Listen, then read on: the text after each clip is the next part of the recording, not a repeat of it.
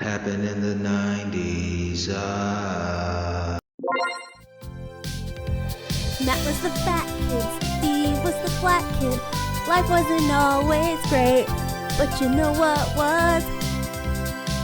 The 90s. Happened in the 90s. Yeah! Thank you, Seinfeld, for 9 great years. Now, I wanted to get something straight that happened like a couple weeks ago on our show, and I got sidetracked, as I usually do. And we talked about Jim Henson. His last public appearance was on the Arsenio Hall show, and I misspoke and said that he passed away because of cancer. And I mean, I think it was automatic response because I mean, a lot of the people we talk about, that's the culprit. But he actually passed away from Streptococcus pneumoniae, an infection that it causes bacterial pneumonia. He actually didn't know at the time, like on the Arsenio Hall show. And after that, like he disclosed to his publicist that he was tired and he had a sore throat. He just believed it would soon go away. And he traveled to Ahoskie, North Carolina with his daughter, Cheryl, and visit his father and stepmother. They returned home in New York City the following day, and Henson canceled a Muppet recording session that had been scheduled for May 14th. Streptococcal pneumonia. Wow. Yeah, it's classified as organ dysfunction resulting from toxic shock syndrome. So he got so sick his guts just went bad on him, basically. And the doctor noted that he might have been saved had he gone to the hospital even just a few hours sooner. I mean, isn't that like, it is crazy, dude. I can tell you from personal fucking experience how much it's hard not to just be like, yeah, it'll go away. Like that's everyone's automatic response, but it can be catastrophic sometimes. And sometimes it's crazy, like that kind of thing, like a sore throat, it's like he just probably thought he had the flu. That's wild, man. That's tough. And it sucks because that guy, it's like if he didn't get pneumonia and didn't go to the doctor, we could probably be having some of the most badass shit for decades. You never know, man. It's one of them things, man. And you know how him and Frank Oz were like this, BFFs, right? Yeah. Frank Oz, he believes that the stress of negotiating with Disney led to Henson's death, stating in a 2021 interview that the Disney deal is probably what killed Jim and made him sick. I hate to keep bringing it back to myself, but I do think stress can definitely cause physical shit to happen to you. And he's probably right, dude. That was probably a pretty intense thing. Not sure what the stakes were, if he was like what exactly the negotiation was, but I'm sure negotiating with an entity like Disney, probably Disney, they play hardball. Yeah, exactly. Get down or lay down on some state property shit, I'd imagine. Well, I do appreciate that level of business, but I don't like that that was thrown at Jim Henson. The guy was a fucking legend, man. Just pay the man. What's the negotiation? Let's do business. Do right by me. My work speaks for itself. Like if you're gonna do business with me, you're gonna win. Add me to the team, better win in percentage. Simple as that. I mean, that's crazy though. How much success do you have to have leverage on Disney? Because Jim Henson was he was the legend. There was no one else. Shit. Damn. He is puppetry. Like I know there are shit tons of puppets and even outstanding puppets. Like man, Jim Henson. That's it. That's what I'm saying. Like he was at the top. He basically was the greatest puppeteer or whatever. He was and on top of that, could create like not just puppets but like worlds and stuff. Like this guy was just like a creative genius. And the fact that even that like it's just crazy. Like you're never successful enough, dude. You just can never be successful enough to be, to have all the power, I guess. It always comes back to that mouse, man. He has all the fucking power. And like that puppet museum in Midtown that I told you about, I got my Fred Rogers mug there, and it's separated. there's like world puppetry and history of puppetry from different continents and countries. And then there's the Jim Henson side. Jim Henson side, you might as well call it the Jim Henson Museum, because like that's the shit that most people are there taking pictures of. Yeah, exactly. I mean, and again, like it's like saying, it's like Band-Aid. It's a brand that's synonymous with the thing in and of itself. Exactly, cuz exactly. So that sucks. So go to the doctor. Anybody out there, this is a lesson. If nothing else, just learn that lesson. If you think you need to go to the doctor, just go. You might have to pay a little bit, but it's better than this happening. That's terrible. Yeah, I think I need to make a checkup myself, man. Yeah, damn, Steve. I'm at that age. And man, go for it. Once again, man, shout out to Rich, dude. Like, I was listening to the episode, and I gotta say, he might be my favorite guest. And I love PTO. I love you, Scott. Thank y'all. Fuck Mary Kill. It's like a close 1A, 1B, because that one right there. I mean, like just that one moment in time, Steve, like that's gonna live on. We're gonna be 60, 70 years old. God bless. And we're gonna be laughing about that, dude. It's just one of those moments. I'm over here talking about some damn Oombop.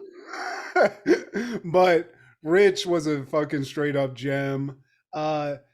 Go see his stuff, maineventrich.com, main_event_rich on all the socials.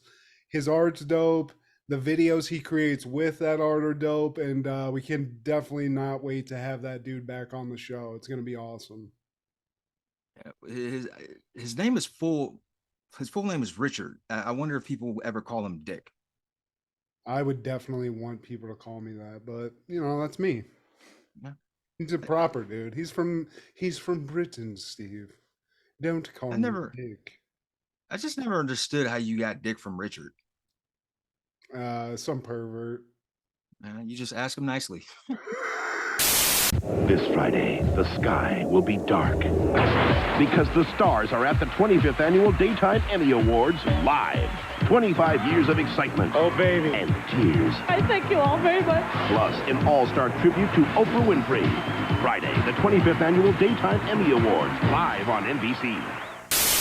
Well, hey, boys and girls, this is Steve G and Matt G with Happened in the 90s, a show where we talk about what happened in the 90s. So get out your Buzz Colas and your Wayne Gretzky jerseys, because that's the way love goes. Woo!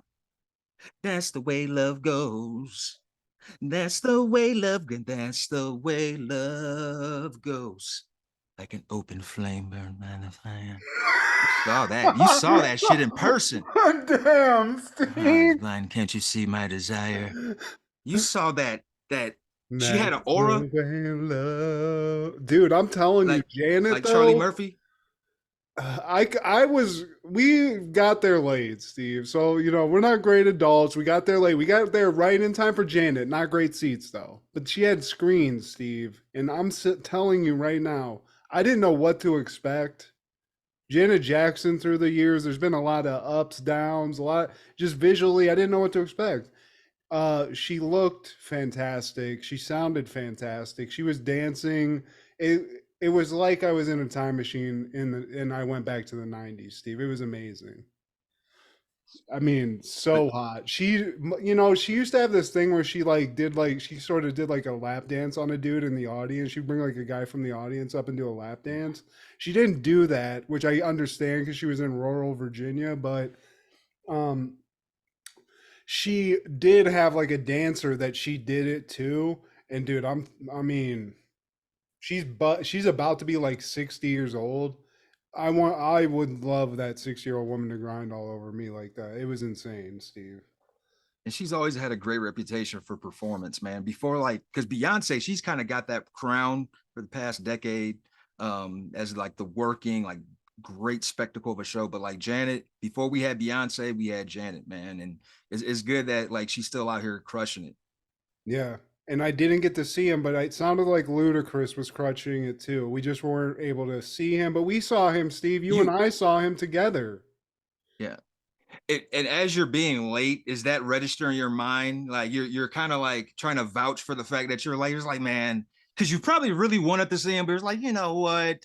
I kind of already saw him, so I'm not going to feel that bad. I mean, there would be no bows being thrown at this concert, Steve, so it wouldn't be the same. So I'm almost like, I'm not glad I didn't get to see it, but it sounded like he was killing it. We were so close, you could hear the roars, you could hear that ludicrous, that bark that comes out, you could hear it all. But Bowling Green, Ohio, at a certain time and place in the 2000s, you and I, a couple other buddies, that's the ludicrous I remember. It was great.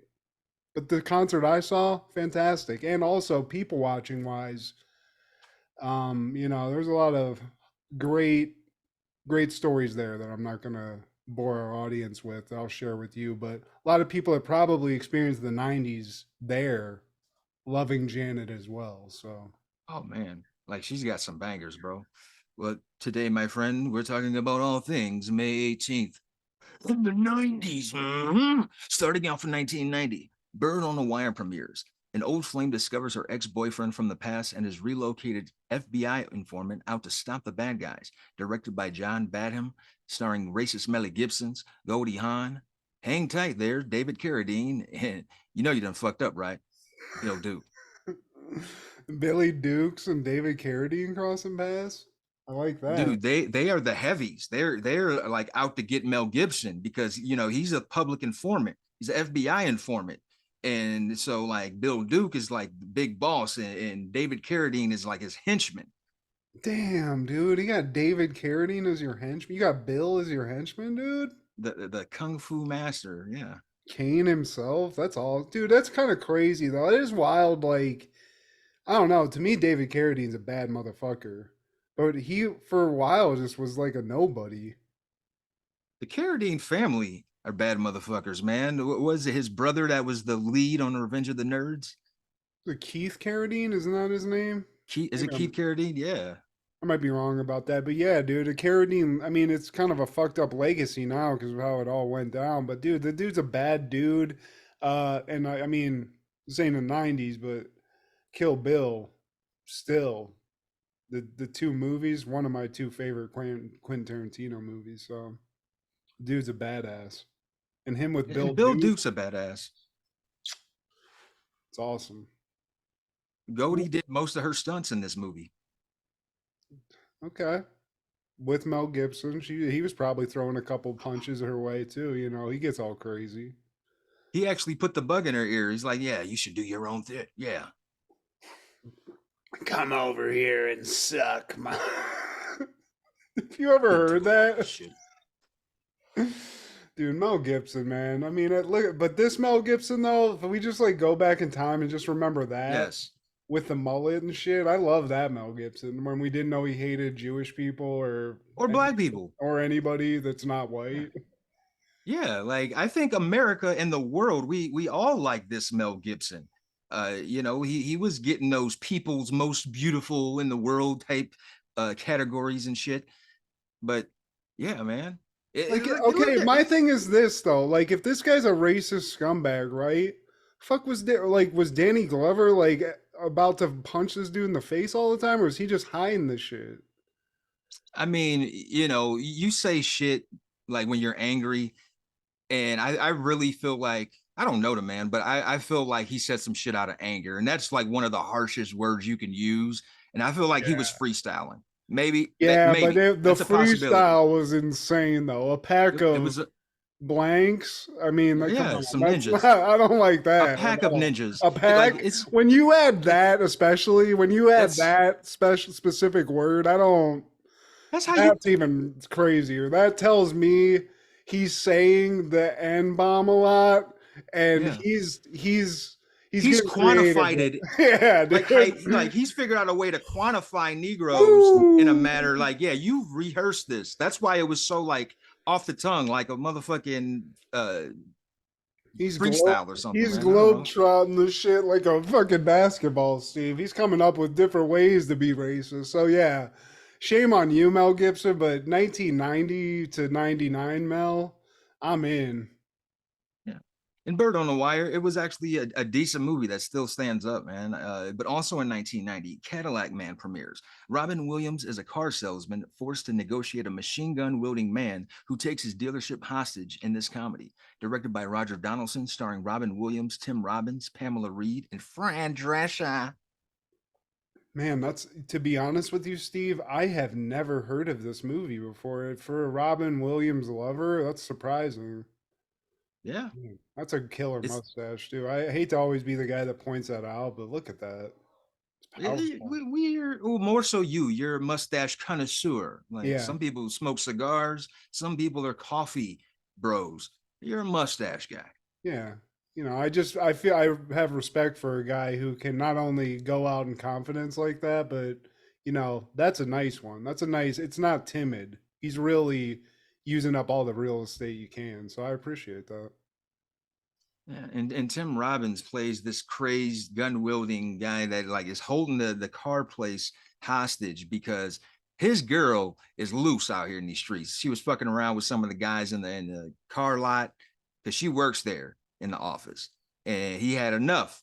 And Robin Williams, he was being Mr. Hero, put his cape on for everybody. It was actually his co-worker who was fucking Tim Robbins' girl, but he was just like, you know what? I did her. I did her, and I don't know. It's far fetched because like the movie could have been done in probably like 45 minutes. Oh, you did it? Wow. Like no. Yeah, right. You did. That's weird. That's why. Why did he like stand up for his coworker who was stooping Tim Robbins' wife or girlfriend? I know for one he was already effing Fran Drescher, who was the guy standing behind her, like that was actually her husband, but he was already screwing her, and he was like caught doing that. Damn. So I don't know. How much fucking is going on in this movie? There's a lot of fucking Hey, happening. I appreciate that hey, too, Steve. do I need to show you the man's mustache again? I mean, that's I the answer right there. That's why. Shit. Case closed there. I appreciate it. So this is a porno basically with Tim Robbins and her gun. It is on HBO Max. Well, shame on me. I'm checking this out, Steve, because it's Robin Williams. I like Tim Robbins, and I do like how his career sort of cycled from being a buffoonish like twerp into being like now he plays like respectable, intimidating like senators and shit like that. You got to, bro. Eventually, them grays will kick in, man. You can't be Jay and Silent Bob forever. And also, Judith Hogue, Miss April O'Neil, she was one of the car lot people in the office too. Okay, Judith, appreciate it. Love you. Best April O'Neil. I'll say it once again. Even though with all the problems, all the hatred that she had for the movie, I still appreciate it. She did great work. So she's an artist. She's serious about her shit. But somebody who probably didn't watch Cadillac Man or that other movie that Bird on the Wire, I already forgot. It's probably Jari Curry because he was making history, fucking scoring 3 goals and 2 assists in a 7-2 win at Boston Garden in the Stanley Cup Finals. Well, there he is. That guy could just walk down the street. You would never even know who that was, right, Steve? What's his name? That is one of the benefits. Curry?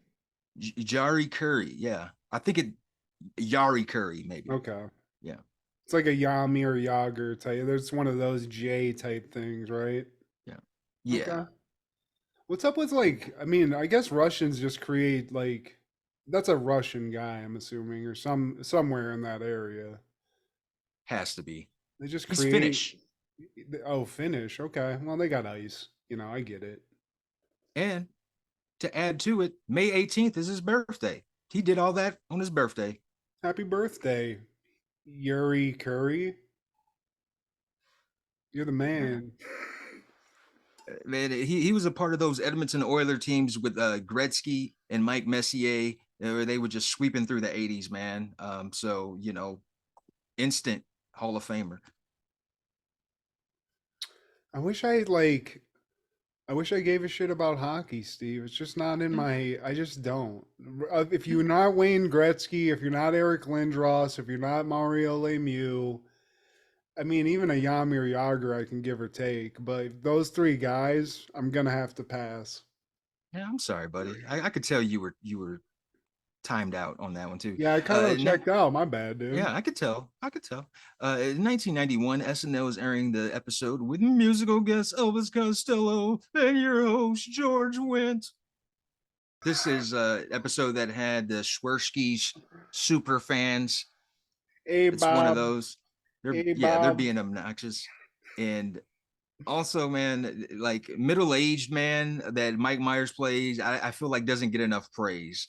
Middle-aged man, he's dressed like he's got like buckled shoes, wearing khakis, his shirt's tucked in, he's got like a Pocket pocket protector. Okay. Like he's got like bifocals, but he has like these superpowers, and it's hilarious, man.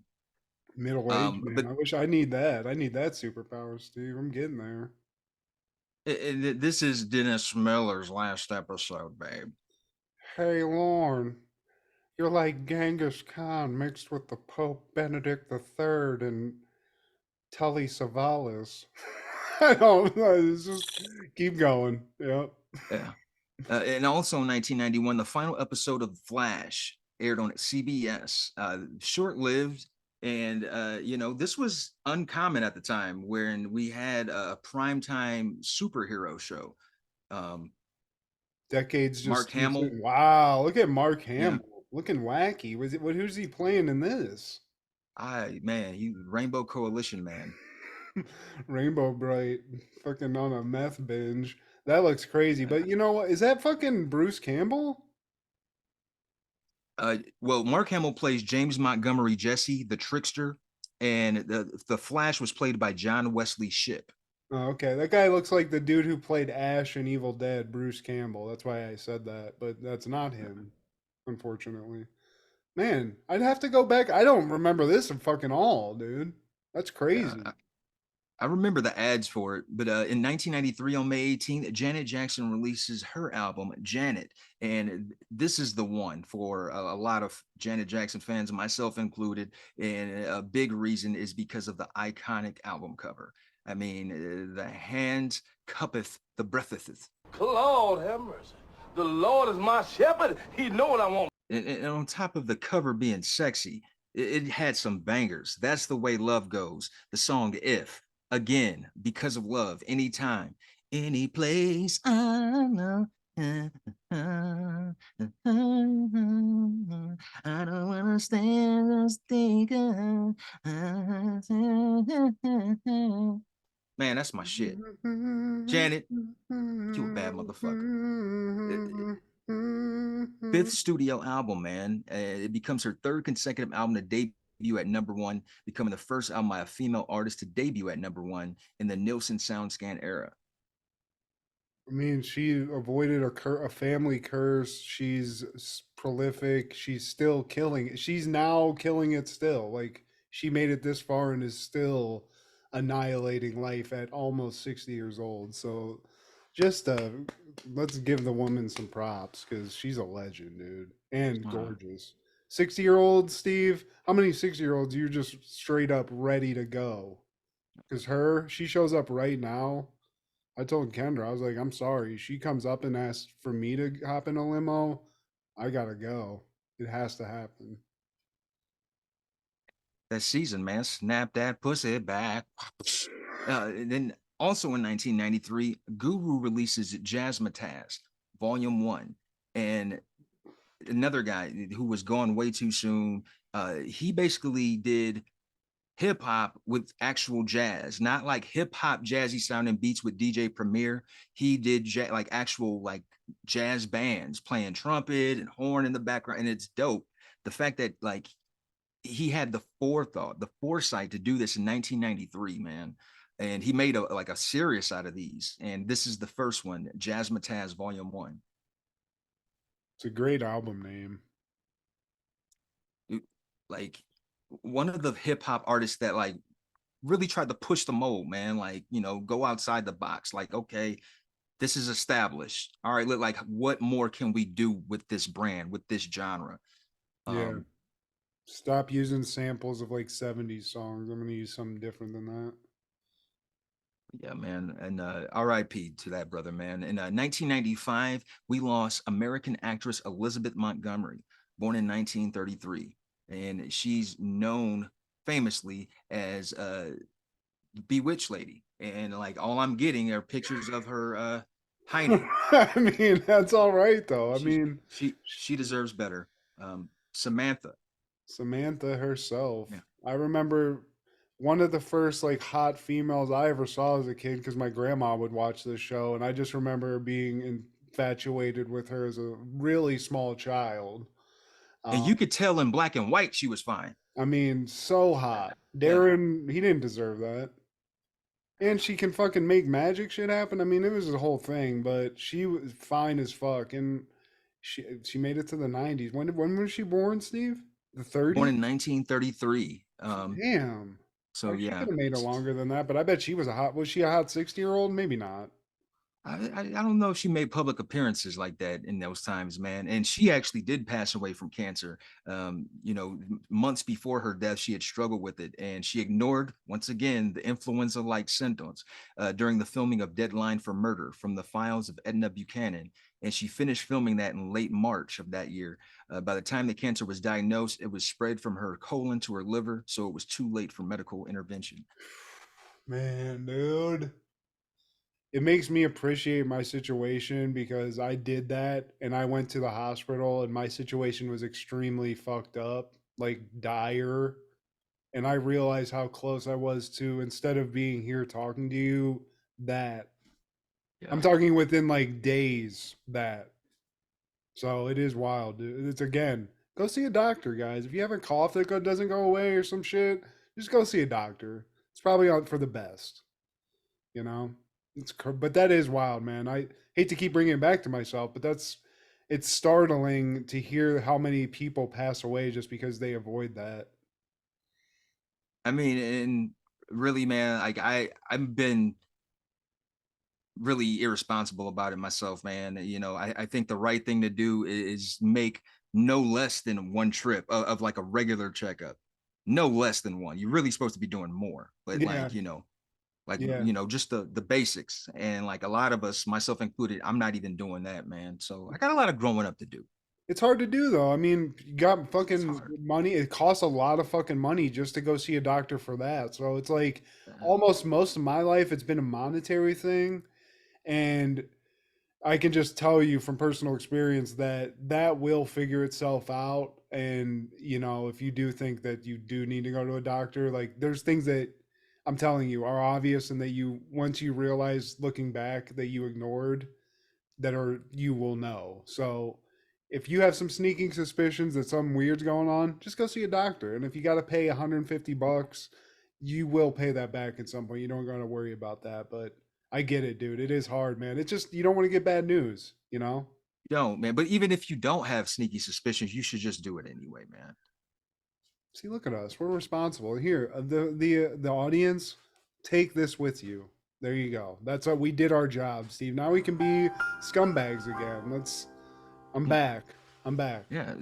So in May 18th, 1996, SNL is airing the episode with Soundgarden and your host, Jim Carrey. Until further notice, Steve, this is my favorite episode of SNL.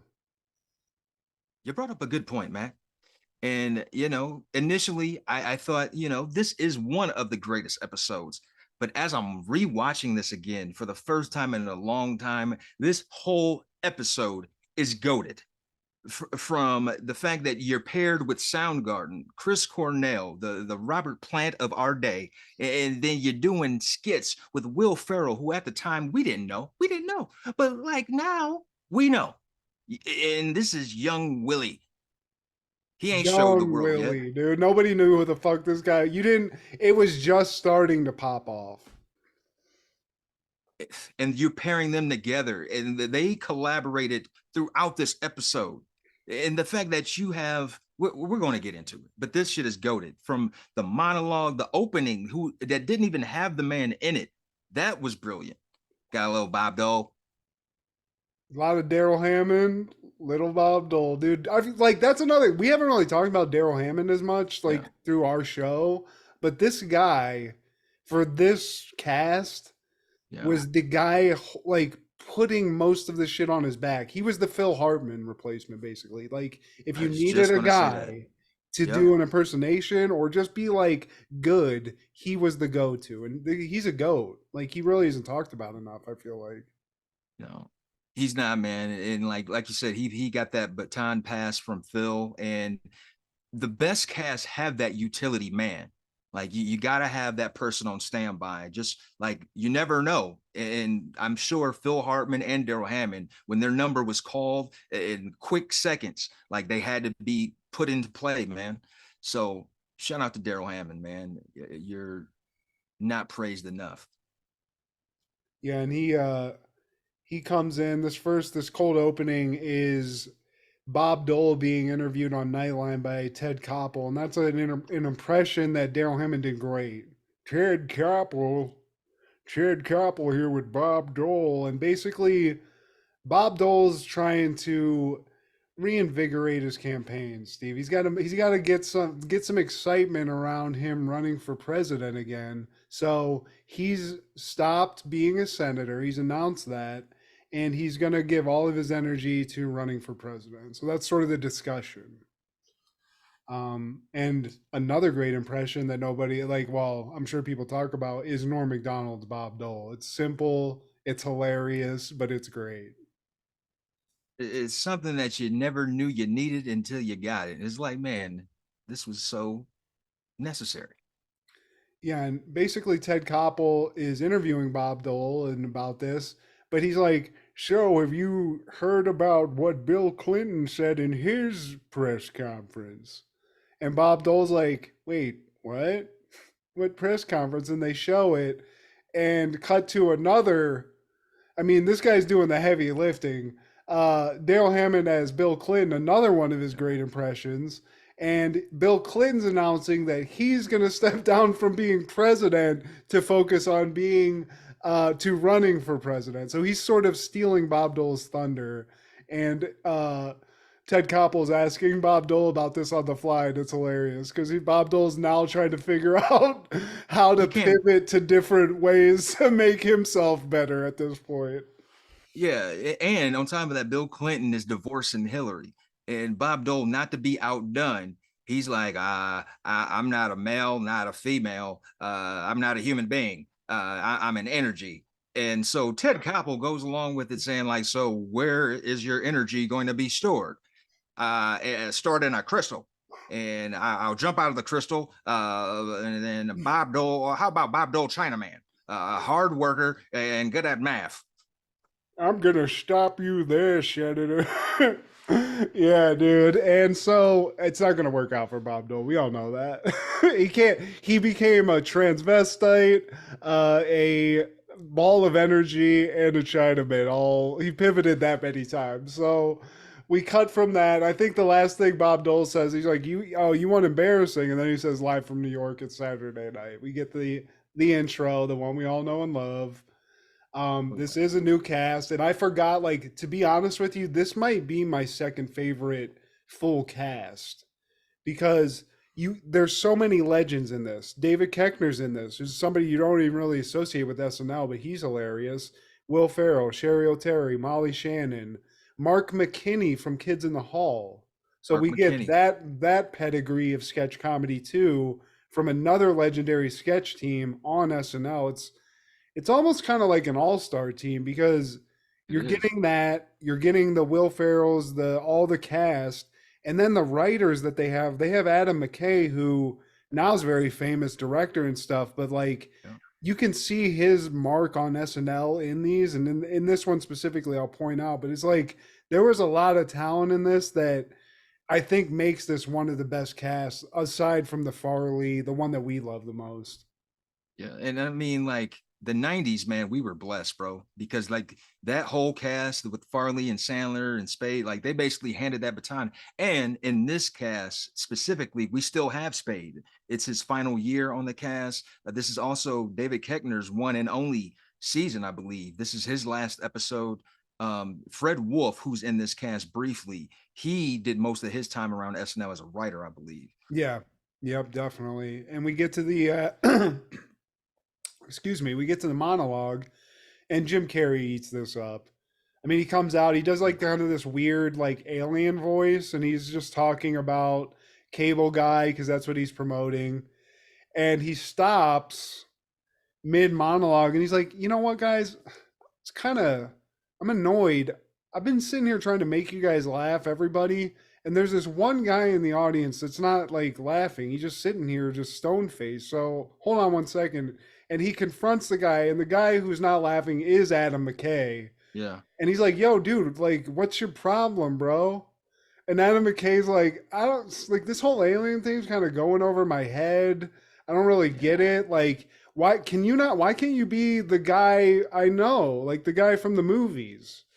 Which leads to Jim Carrey just basically doing every one-liner he has from every movie he's had up until this point. So I love And that. we eat it up. Yeah. Like he eats up scenery. He's a ham, but we're here for it. The Well, alrighty thens. Somebody stop me. Yeah. when Adam McKay like keep doing it, but like as he's doing it, Adam McKay's like, I know that's what I know, and that was us, Steve. He's playing us fully. So And even at the end of the monologue, he said, "Let me show you something. Watch me sell out big time." let me show you something. And that's what we're saying too. Like all those pedigrees that I just mentioned, picture that, and then add into that a guy who was one of the greatest sketch comedy acts in living color, and we're getting that in this one episode. It's why it's the best, Steve. And this monologue's great. We cut from that, and the first actual sketch is a one that we know. It's a familiar one, and this is the Spartan cheerleaders. But we don't fully know that yet because the beginning of this starts in a weird like German or Finnish like subtitle where it's just Jim Carrey, and he's so full of pep that his country's kicking him out and putting him on a plane to be like an exchange student, I think. At South Europe High School. And it's like a minute of that, and Mark McKinney's like the principal of whatever school he is, and then we cut to the East Lake Regional Wrestling Tournament, which is where the Spartans are at. So we get Ariana and Craig, the Will Ferrell and Sherry O'Terry, and they're doing the Spartan cheers and shit. And they're talking about this guy that just came to the town that's like full of pep. It's this new exchange student, and lo and behold, it's Jim Carrey. He joined the squad, Steve. And he's with the shits, man. And once again, this skit is goated because all three of these people are goated in their own right. I really feel like Will Ferrell, you could probably say, is the goat of SNL cast members. Sherry O'Terry has always been my favorite female cast member of SNL. And Jim Carrey, I've said this countless numbers of times, the physical comedy, that's his bag. He owns it. When she stands in the middle of both of them at one point and is like pumping they move their butts up incrementally as she like pumps the fake thing, and it's hilarious. A great line that she has in this is she kind of has like a thing with Jim Carrey's character in this, and she has an aside with Craig at one point. She's like, he's foreign, and that means he has an accent. He's kind of stinky. And they have like a little thing, but at the end of this, as I think Jim Carrey goes away someplace, they find out that his cheer isn't from him being just full of cheers, Steve. He's on some supplementation. He's taking some speed, Steve. Hey, man. Better power, man. Play hard, work hard, and play harder. And I laughed when Jim Carrey's character was like, "What being our next cheer is," because English was off. And they killed it throughout this, man. But like when they did the "Who's that cheerleader doing Tai Chi?" It's me, and they were doing the like Jim Carrey. Yeah. Oh my god! I also like that they ended it with "I like big butts." I just enjoy that. Sir Mix-a-Lot, yeah. They got to end it with the perfect cheer as always, Steve, and that's how this one ends. And then the next skit, I mean, this is just an oldie but a goodie, and this is the best version of this skit, the Roxbury Guys, Steve. And Stephen Doug Butabi, Will Ferrell, Chris Kattan, and they're joined by, I don't know, a cousin? I don't know, just one of the boys. And yeah, and he's out there even more so than they are, man. And they start off at the normal club, and I think this is the first time they use this song. Oh, is it really? Yeah. It wasn't a staple until they did this episode, man. And they're starting off in the club, and I believe they end up in a taxi. Or before they're in the taxi, they're in a retirement home. They're at a wedding reception. They're at a high school prom. Yeah, they get kicked out of bars because they start humping chicks. It gets aggressive. So they keep going to progressively weirder things. A high school prom, retirement home at like 11:45 p.m. And then I think the retirement home's the last stop because then they do get in a taxi and Jim Carrey's like fucking necking with some old broad in the back and stuff. And as he's doing that, her fucking dentures come out in his mouth, and he's like, "Look, souvenir!" Da da da da da. Again, dude. I mean, this is the night. This is a night I want to live, Steve. This is just seems like a party, and I want to hang out with these guys. And when he's feeding the old lady in the middle like tapioca or some shit, and he's dancing at the same time, like you can't coach that. That's the kind of talent you can't coach. Oh, oh my God. So we end that one. And then it's the Jacuzzi Lifeguard, right, Steve? Jacuzzi Lifeguard. And this is really, this is Will Ferrell he's really just kind of the straight man in this. He's having a time in the jacuzzi. He's just at the athletic club, just relaxing, or at least trying to in the jacuzzi. But Jim Carrey's playing an overzealous is an understatement lifeguard he's policing the jacuzzi in a very militant fashion. He's like the mall cop of public pools. Sir, you've gone too far, sir. I'm the only guy here. It's just Will Ferrell acting confused as to why this. And I do like right at in the middle of the sketch, Jim Carrey blows a whistle, throws like a line over the jacuzzi to like block it in half, and it's lap time. And Tim Meadows comes in and just kind of does laps in a jacuzzi for 5 seconds. And those are two guys that like they're perfect for this because Will Ferrell is always known for his clownish shit, but like he also plays a great straight man. If somebody else is even more outlandish than him or can be, like he can play that part. And Tim Meadows, like he does that, like he's one of the best at that, I think. I like when Will Ferrell gets angry. An angry Will Ferrell character is hilarious, and that's what he's doing. He's getting more angry, so he keeps getting annoyed. Jim Carrey keeps getting more militant. Lap time ends, and Will Ferrell's like, I got a cramp. And Jim Carrey's lifeguard character is right on that. He's like, "Sir, are you having a disturbance?" I was like, "No, it's just a cramp." And this guy puts on like every floaty possible, jumps in the jacuzzi, saves Will Ferrell, and Will Ferrell's like on the seat, like, "What the fuck's going on?" And he's like hammering his heart, trying to give him like resuscitation. I think he does give him mouth to mouth. There's a lot of mouth to mouth in this, Steve. He gives him CPR. He beats on his chest. He tries to like heave it out of him. And like I feel like this skit is so perfect for Jim Carrey. One of the few people to pull this off. He's literally chewing up scenery in this. Like they've given him this little area and they're like, just do the most with this little jacuzzi. And he does. He even does laps at the end in his little weird watermelon floaty thing. The watermelon floaty. Oh my God, man. And even the weekend update that we have next, man. And this is all Norm.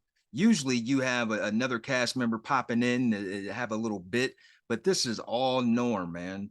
One hit a quitter, and he's got some hits. Like the OJ shit. He was heavy on OJ at this time, man. Always. Every week he would go in on this one I like because it's near Mother's Day. And he's like, everyone's asking OJ, why are you hanging out with your kids on Mother's Day? And he's like, guys, I'm not going to hang out with my kids on Mother's Day because I murdered their mother. And like, that's a joke.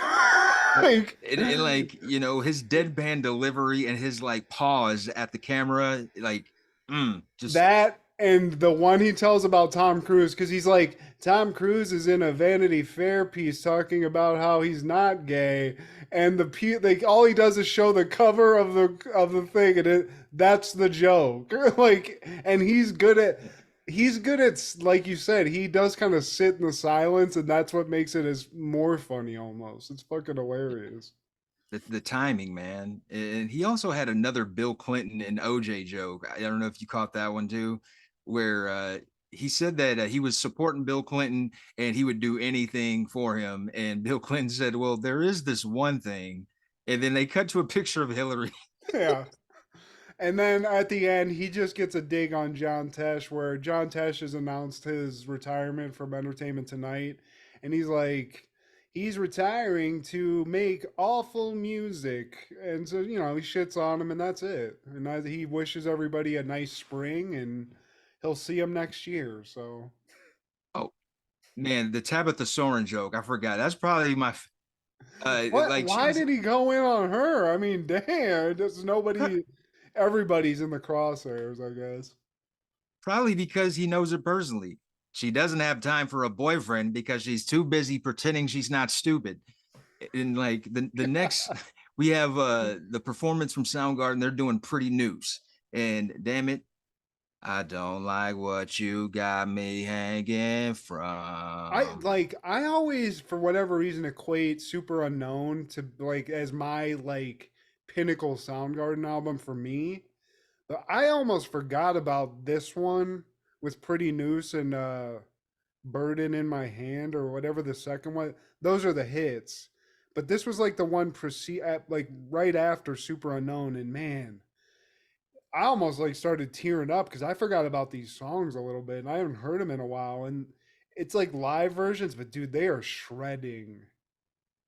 Yeah, Super Unknown was 94. I think this one is Down on the Upside. It's really good. I'm gonna go back and really dig into this album again because I almost forgot about it. But like I said, they're shredding on SNL, dude. Soundgarden is so fucking good. They So are, good. man. And the next one, man, I'll see you in hell. The host, Jim Carrey, he just says, "I'll see you in hell" so much that the phrase loses its impact. Yeah, he gives it to a guy once at the beginning in this office job. Fires him, kicks him out, says I'll see you in hell. Gets a lot of kudos. And then he takes that to heart too much, to the point where it's just like he says it so much that it's lost all meaning. Like he basically uses it. It's like aloha at the end of this shit. It's I just everything. met the man. Why does he want to see me in hell? This check is just signed by I'll see you in hell. Everything. So he gets fired for saying this. And Tim Meadows, I think, is the boss, and he's like, I'm gonna fire you now, which I don't want to do because I know it's gonna give you a legitimate reason to say I'll see you in hell, but you're fired. I find that funny that he called attention to it. It's like clever shit like that that I appreciate, man. And he's just like calling his bluff. So like, you're gonna then what? Okay, really? You're gonna see me where? And then he gets a heart attack. He dies, and then like they say 70 like 8 trillion and some odd years later, he's in hell now, and he's waiting. And Jim Carrey's like, when are these guys gonna get here? And then one by one, they all show up. Like, What'd you eat the lunch in the cafeteria? Hey-oh. if it wasn't for that last part, I think like the whole thing kind of would have went flat and lost steam. Oh yeah, definitely. But there are a couple funny things, like when Will Ferrell gets up, he's like, "Hey man, I'll see you at the show. I got the tickets." And Jim Carrey's like, "Yeah, you will see me at the show. You will be on time, or I'll see you in hell." And he's like, "Hey, it worked one time. Maybe you need to stop doing that, okay?" Yeah. Like calling him out and shit. I love that. While we're ahead, and next we have Spade in America. David Spade looks back at some of his Hollywood minutes, and it's kind of like a little sketch clip sketch. I don't like that they emphasize him going in on Michael Bolton. We've both expressed mad respect for the man, but he does get a good funny one. And he's like, we all know you're going bald. You can grow all the hair you want in the back, but we see what's going on up top there, bud. He goes through the rookies, the first year players on SNL, and he brought up the one guy. He's like, I've been in 40 sketches this season. Name one. Who was that? Is that I McKinney? think that was Fred Wolf, honestly, wasn't it? No, Fred Wolf was one of the guys. He paired him with Chris Kattan because he said these are the extras from the Birdcage. Yeah. Hey, it was a good movie. I love that. Yeah, I mean, this is just a compilation of him being smarmy as fuck the whole time, which I love.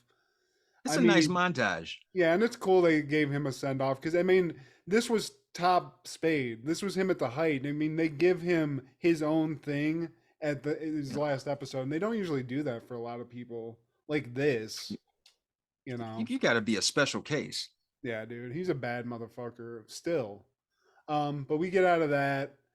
It is cool. I like it's a nice send off for the dude, and it is his last show and stuff. But then this leads into a skit I forgot about. And this is another one where it's the best version of it, the Joe Pesci show. Hey! Totally. This is the best version. It's the best. And this is always a funny one. I love Jim Brewer on SNL, dude. He's another guy who doesn't get as much credit. I don't know why. He had Goat Boy. He had a lot of recurring sketches. He was always great in whatever he was given. And this one, he just eats it up. And this is hilarious because he's playing Joe Pesci. The Joe Pesci show is just him being a Guido. And he's got on a guy he respects and an 88-year-old Jimmy Stewart who is right at the end of his rope, Steve. He's looking a little rough. And we have Mark McKinney playing Jim Carrey. And I always liked when somebody is impersonating the host while the host is there. And it's even better when the host is impersonating somebody while being impersonated in front of. If I said that right. God, dude, he gives a good... They both do great impersonations, but Jim Carrey's Jimmy Stewart is... God, this guy wants so much attention. But Jimmy Stewart's a curmudgeonly old man. He's hilarious in this. He has like a weird poem he gives about trout. Yeah. And Joe Pesci's just sort of sitting back, getting interrupted, getting pissed off. Jim Carrey or Mark McKinney playing Jim Carrey comes out, and he's kind of the stereotypical Jim Carrey, caricature, and he's being basically Ace Ventura, pissing Jimmy Stewart off, and they're sort of going off on each other. You smoke the dope, do you, son? I don't think so, old man. Hey. I'm Jim Carrey. I need attention 24 hours a day. Bah! Bah! So, as this is going on, Jim Carrey and Jimmy Stewart are getting annoyed at each other. Jim Carrey then starts throwing shade. The character Jim Carrey starts throwing shade at Jimmy Stewart, which pisses Joe Pesci off. Joe Pesci, all these skits end with him getting his bat. He takes a bat to fucking Jim Carrey, bats him away for disrespect to Jimmy Stewart. And then Jimmy Stewart says something about him. And he's like, what, am I just some kind of guinea to you? Some kind of crazy guinea with the bat? And he's like, yeah, you're a fucking crazy guinea. And they get into a thing and he blocks a bat shot with his arm and takes it to Joe Pesci, Steve. You midget monster greaseball. I wonder what it would look like buried in your ass. I mean, such a good skit. And he even, it ends with him bashing, turn the cameras off, Sonny. Fucking, it's so fucking cool, dude. And then we go into another goat-like Soundgarden performance. Did you ever get to see them live ever, Steve? I didn't catch on until it was too late, man. So yeah, I missed that opportunity. Sucks, because they are shredding. They're one of the greatest 90s bands of all time, if not the greatest. I don't know. It's hard to tell. Burden in my hand. Great song. And then we get to one of the goat of all goat sketches, Steve, Jimmy Tango's Fat Busters. And I mean, this I had to watch this like 3 times because I was recording it and like getting it for the show, but it made me laugh more and more each time I watched it. It's hilarious. And you know how the last skit is like the throwaway skit. This is the goat of last skits. I'm Jimmy Tango. I lost 155 pounds in 5 weeks. How? Through science and street drugs.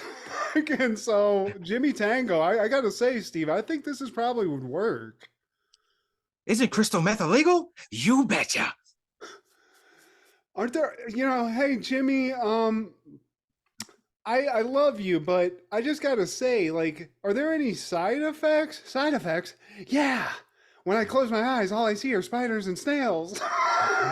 My skin is clammy. My mouth is very dry. I think of suicide nonstop, and I vomit strangest colors into my manager's fanny pack.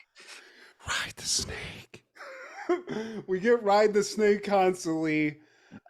Nancy, I forget what her name is. She comes in. Nancy Walls. Yeah, she basically. We keep seeing. There's like people that have to give testimonies. This is just a infomercial for a weight loss drug. So Nancy comes in.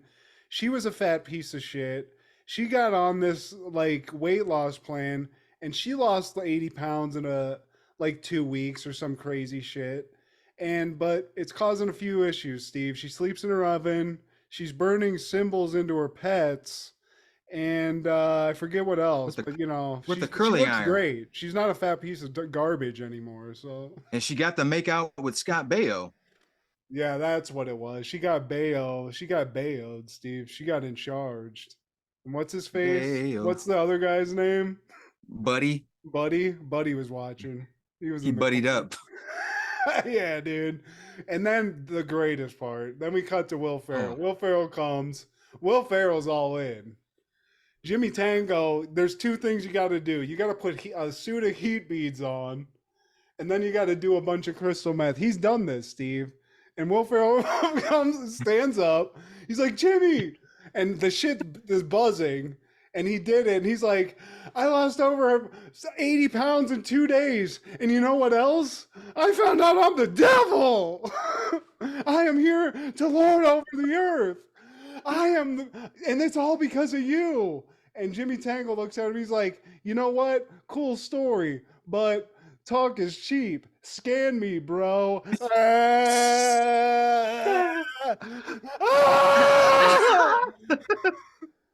Will Ferrell's head starts fucking bleeding like he's getting the curse of Papa Shango put on him. And oh man, Jimmy Tango's got satanic powers, Steve. And this sketch has godlike powers because it might be the greatest SNL sketch of all time. I'm pissing my pants thinking about it. I'm literally pissing myself right now, Steve. I don't know about greatest sketch, but it's definitely like that. They call it the 10-to-1 sketch, and this is probably the best of that for sure. Well, for me, this ends to me the greatest full SNL episode, and in terms of episodes that we dealing with 90s shit and dealing in the 90s as we do, we get Jim Carrey, we get all these hitters on SNL, and we get Soundgarden in one nice big package. This might be the best segment that we could possibly think to cover, Steve.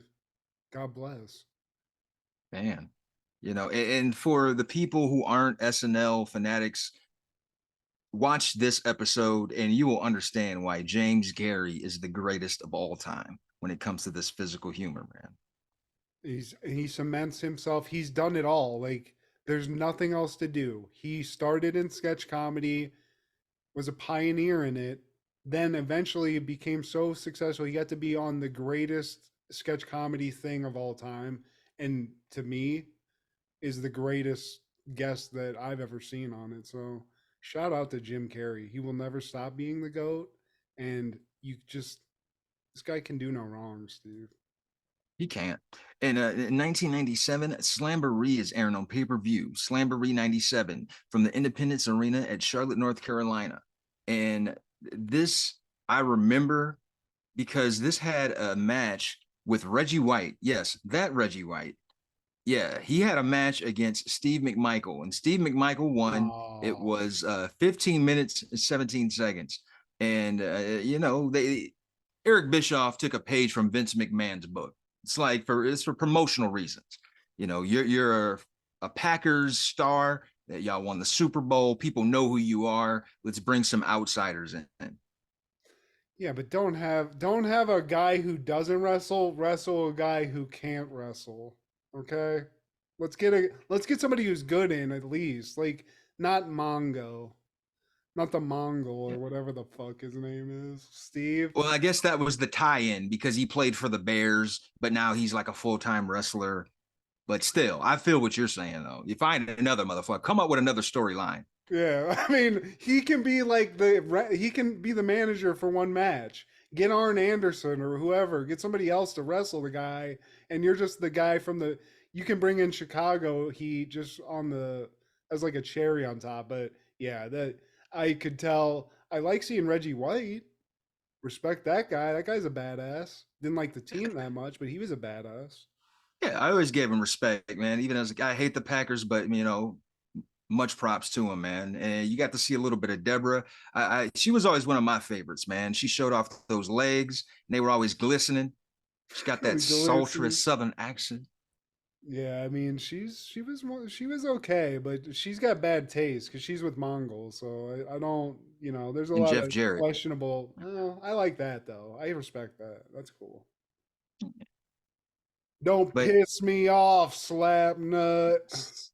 slap nuts. And the main event was Ric Flair and Roddy Piper and Kevin Green, your boy, and they defeated the NWO. Kevin Nash, Scott Hall, and 6. God damn! Was it just NFL day at WCW? Fuck. Kevin Green, like I love Kevin Green. He's a Steeler. He's a legend, but I just don't. We talked about it.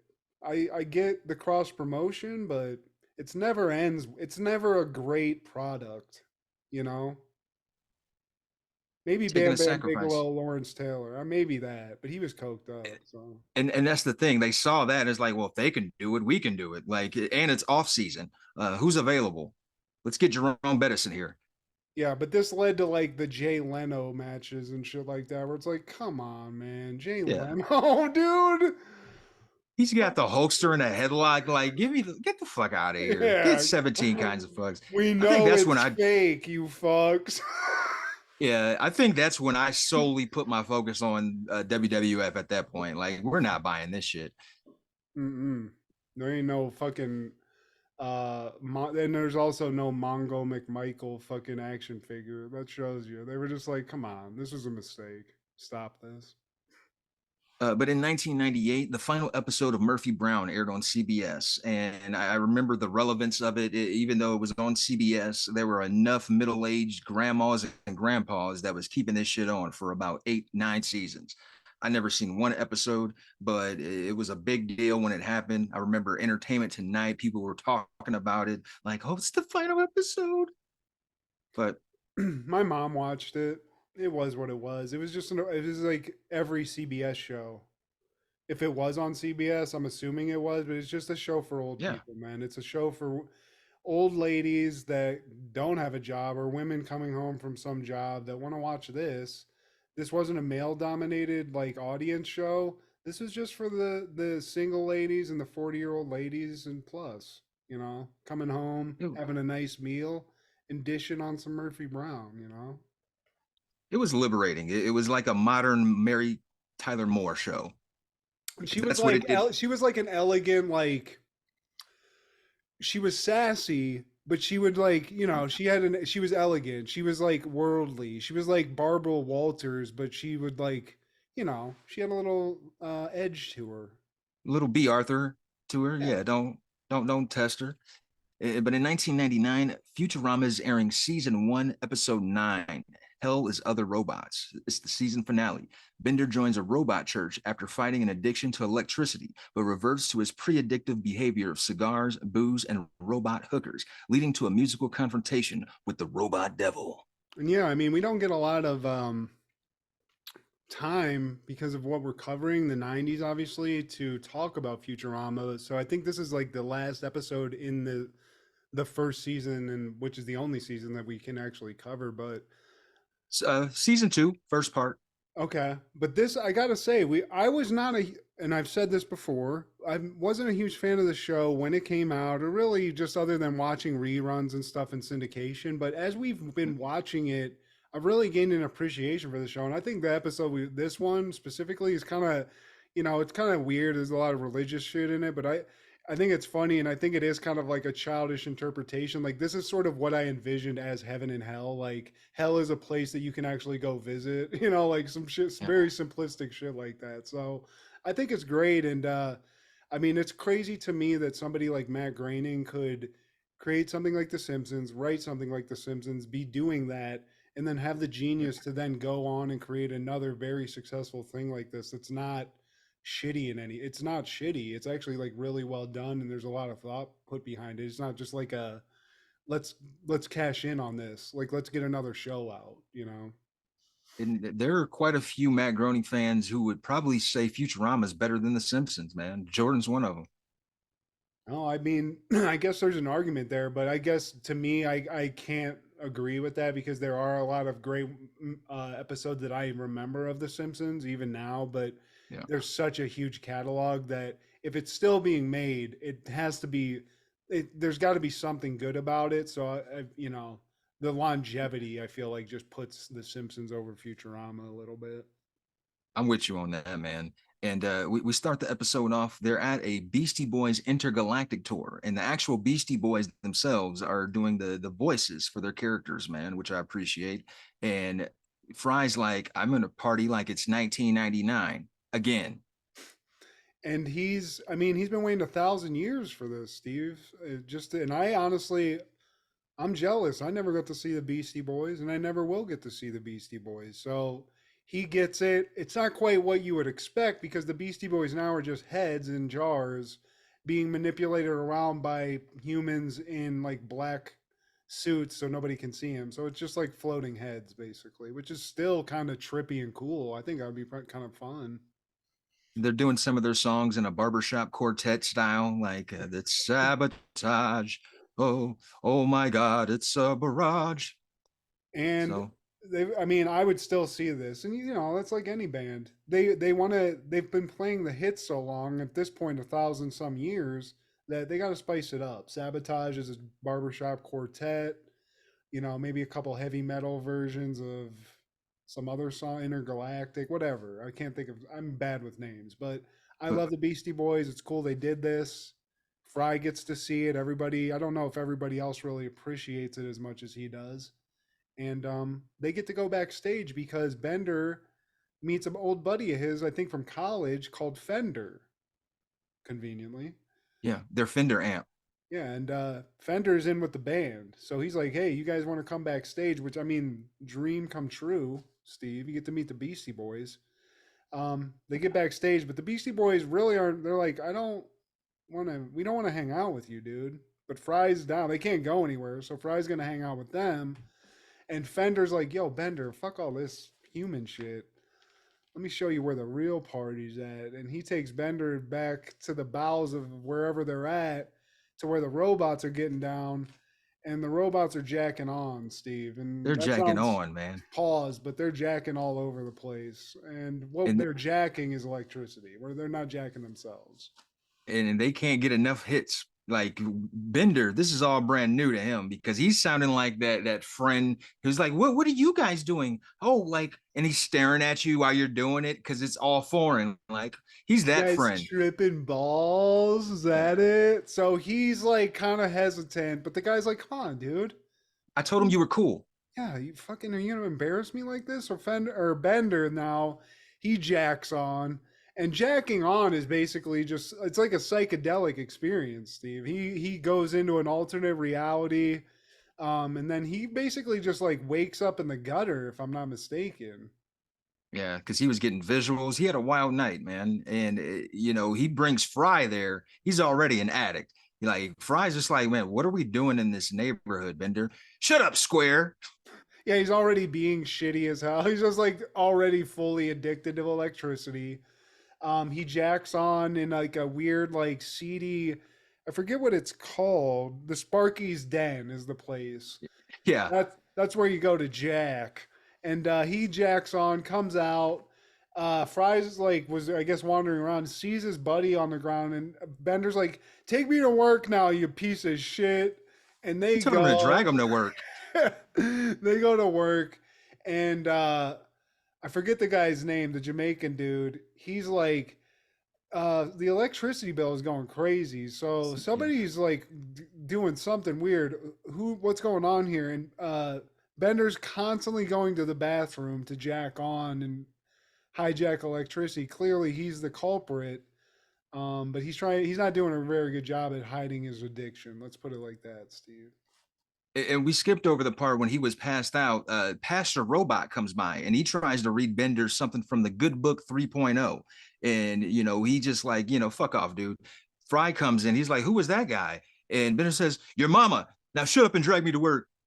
Because they had that meeting and they were already like trying to figure out like, why did our electricity bill shoot up in recent times, man? And, Bender, he comes in, he's got hangover. And the one girl, the Asian lady, she greets him like, good morning, Bender. And he said, it's none of your damn business. So he's already showing the signs and symptoms. And when he locks himself into the bathroom, and Leela's like, are you in there jacking on?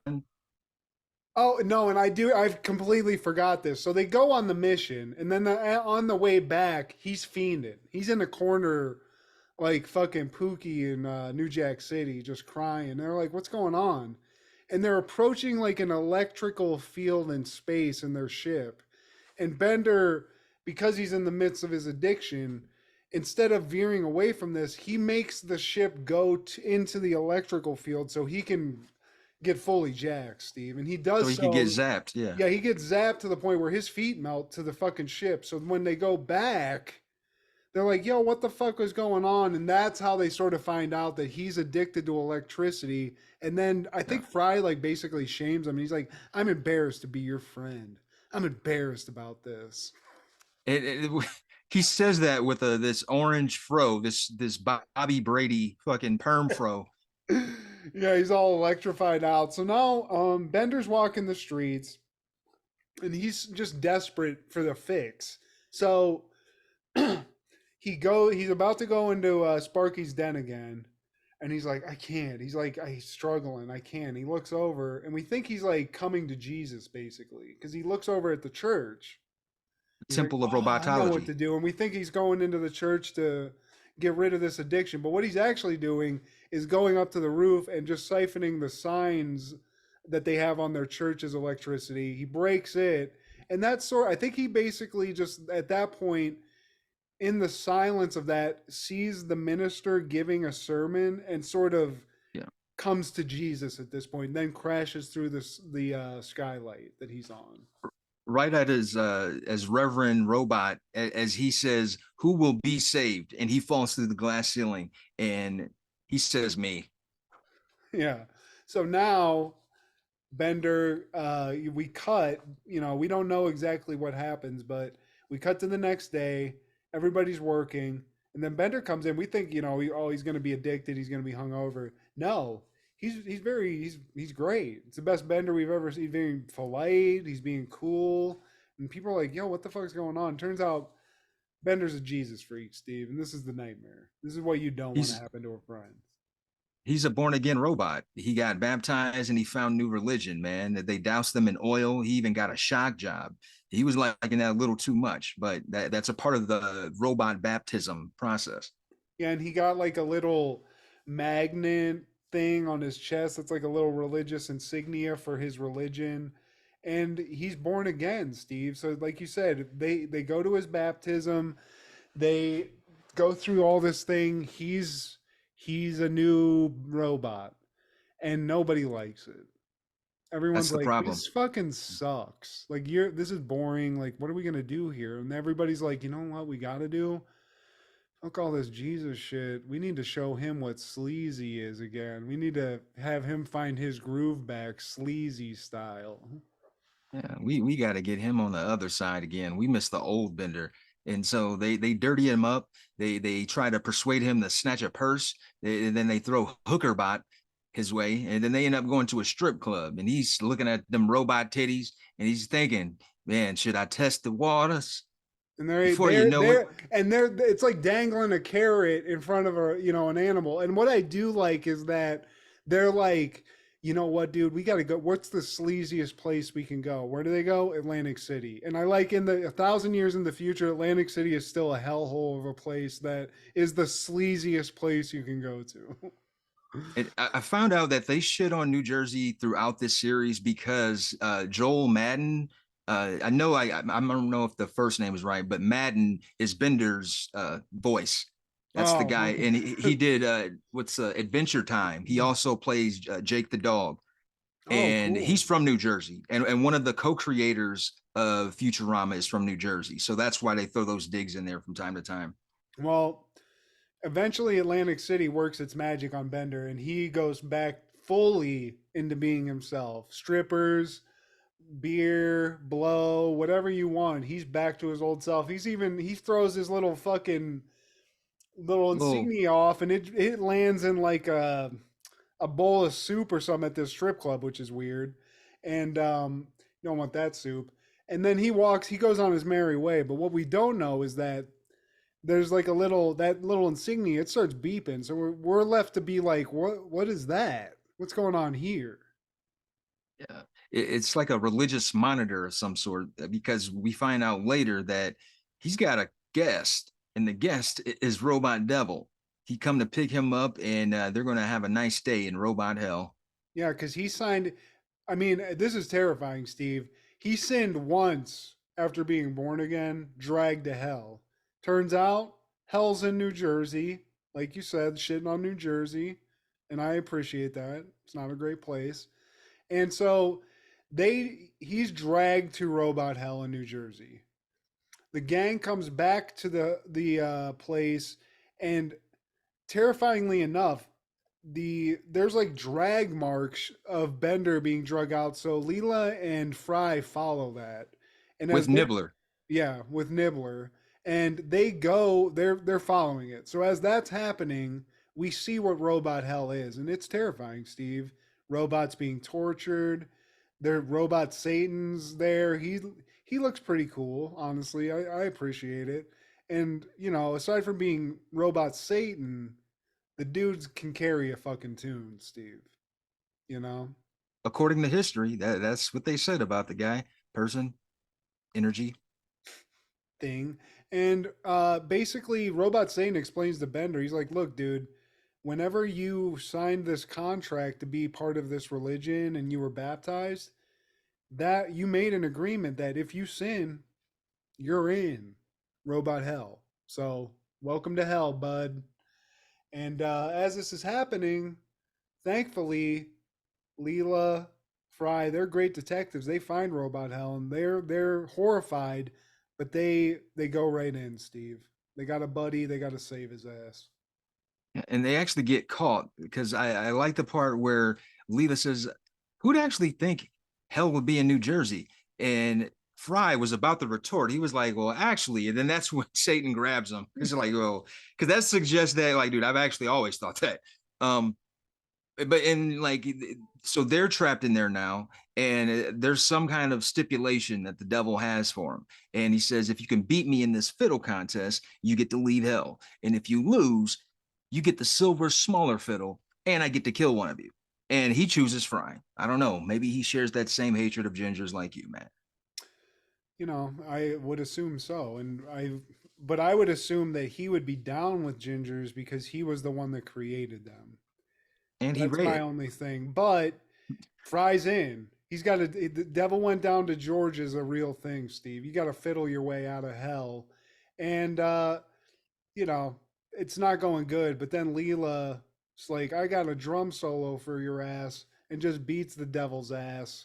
And somehow miraculously, Bender gets like metal angel wings, and they fly out of hell, Steve. Like Daryl Hammond, Bender's a utility guy. Yeah, and I mean, what a way to get out. And they do lose the golden fiddle that they tried to steal. That was Um, slowing them down. yeah, but Bender is always, Sleaze wins all, and he gets him out. Um, Leela's like, "Yo, do you think you could be like more nice?" And Bender's like, "You know what? I maybe, but do you think you could survive a 700-foot drop? Because." But this was a great episode, Steve, and a musical episode too, which I didn't know was a thing Yeah. in Futurama, and again, proof positive that this show is something that I unfortunately overlooked when it was out because it really is a good quality fucking show. Great all around, man. And like I like how they played off of the whole, you know how we were kids, you would hear like, if you touch yourself too many times, you're going to hell. So instead of jacking off, they played off of that and said jacking on with a robot. And like I like, it's so clever, man. And also in 1999, May 18th, Backstreet Boys released Millennium. And they were biting off of Robbie Williams, and I don't know, maybe there was some gang territory there. I'm Millennium. No, we're Millennium, but it's their third studio album, and it's one of the best-selling albums of all time. Over 30 million copies sold. This is the one with "I Want It That Way." I mean, I've just been exposed to them so much because my wife is a huge Yeah, fan that, I'd imagine. and I can't, Steve, I've seen them live recently and within the last 5 years. And you know what? Is it I'm sure something that they. I listen to or enjoy? Not great, not a lot, but you know what I can find as a positive? AJ, the bad boy Backstreet Boy. I respect him. And, these guys are legends in their own right and probably have seen more titties than we'll ever see in our lifetime. So I respect them. And for what it's worth, I'm sure they still put on a hell of a performance. There's one guy though that I just want to call out as a dud because it's a personal vendetta I have because he's useless. There's a guy in the band called Howie.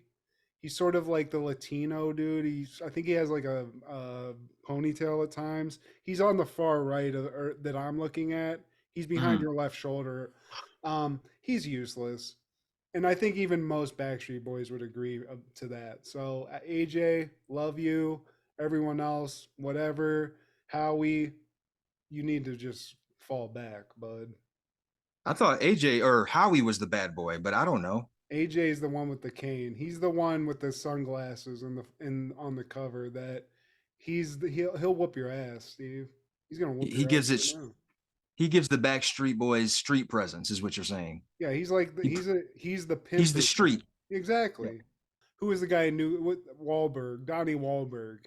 He's He's that for Donnie. Backstreet Boys. Yeah, He's the Bobby Brown. yeah. Well, any callbacks or various colors of vomit you'd like to spew?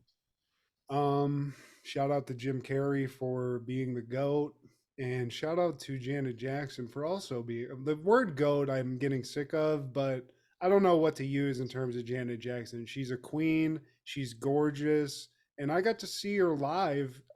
Even if it was near the end of her career, Steve, she's awesome, and she's almost 60, and she could get it each and every day of the week. So Anytime, any place. I'd love to go on an escapade with her. There you Have go. a good time. But all I got, man, 1995, Martin is airing the episode Love is a Beach, and that's the episode where Martin and Gina, they tell. I mean, it'll make you cry, Steve. When she walks, they're on like it's a beautiful like cliffside wedding. It's it's a dream wedding, Steve. And as he's a gentleman. He gives the love of his life the wedding she deserves, and we all wanted it, Steve. There's not too many Martin episodes that bring me to tears. This Uh, when Brian McKnight's singing at the proposal, like the whole process of the proposal, I mean, that's a tearjerker, Steve. And I'm a sucker for clip shows because when they got married, they did like throwbacks of them when they were fighting and kissing and doing playing around and all of that. So it's like, oh, But and also in 1999, Moesha's airing the episode Independence Day, and that had some cameos from Romeo. He was one of her boyfriends. It had the black kid from Sandlot. He was one of her boyfriends, and even Ursher Raymond was one of her boyfriends. So Miss Brandy Moesha, she had some pickings to go through, man, and she ultimately picked her former teacher from high school, and they realized that wasn't going to work. And I forgot the guy from Onyx. He was like another one of the boyfriends, man. It's like, damn, y'all live in Los Angeles, man. What is it about Brandy? I get it. She wants to be down. But like, I don't want to go. I never attempt to go for a chick who's like being sought after by like all the dudes. I don't feel like, maybe this sounds lazy, but I don't feel like competing. I want to find that lonesome duck, like by herself. Like, you know, she's kind of just off the radar. The diamond in the rough, Steve. That's what you don't want, the diamond that's in the window that everyone's like, Yeah. oh, I gotta have it. You're like, oh, I found the hidden gem over here that everyone's ignoring I get it. But also I do, I like being confident, and I feel like if you do land that and knowing that all those other guys are trying to get her, then you can be like, I'm a bad motherfucker. So I feel like that's what you got to do. You got to go in with that big dick energy, which you got. I feel like, step in, Steve, shoot your shot. That's the lesson we all need to learn. Like Shawn Michaels, I need to find my smile. But please like, share, subscribe, and comment. Please tell your sister that's the way love goes, bitch. And please check out Crushgasm every Wednesday with Kendra, B3F podcast with Joey and Steve, and Don't Worry, Be Movie with Amanda Wade. This is Steve G and Maggie with Happened in the 90s. Brother.